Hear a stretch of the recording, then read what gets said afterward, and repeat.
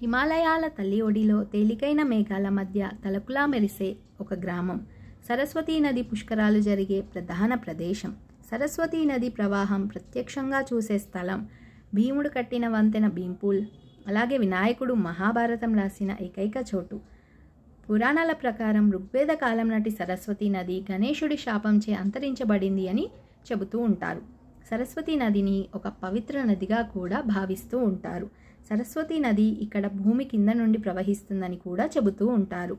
సరస్వతీ నదిని చూసే ఏకైక చోటు, అలాగే దేవభూమిగా పేరు పొందిన ఏకైక గ్రామం మానా గ్రామం. ఇది భారతదేశంలోని చిట్ట చివర గ్రామం. అయితే ఇటీవల సరిహద్దు రోడ్ల సంస్థ దీనిని మొదటి గ్రామంగా ప్రకటించింది. ఇది ఉత్తరాఖండ్లోని బద్రీనాథ్ సమీపంలో ఉంది.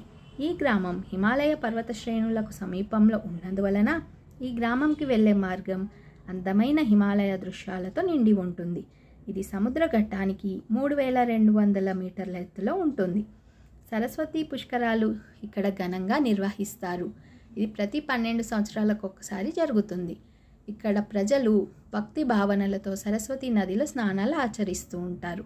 మరో ముఖ్య విషయం, ఇక్కడ మహాభారత గ్రంథం పుట్టిన ప్రదేశంగా దీన్ని భావిస్తారు.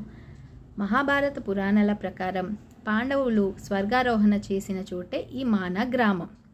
మరో ప్రాముఖ్యత కలిగిన చోటు the last tea shop of India.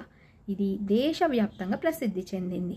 China సరిహద్దుకు సమీపంలో ఉండే చిట్ట చివర టీ స్టాల్.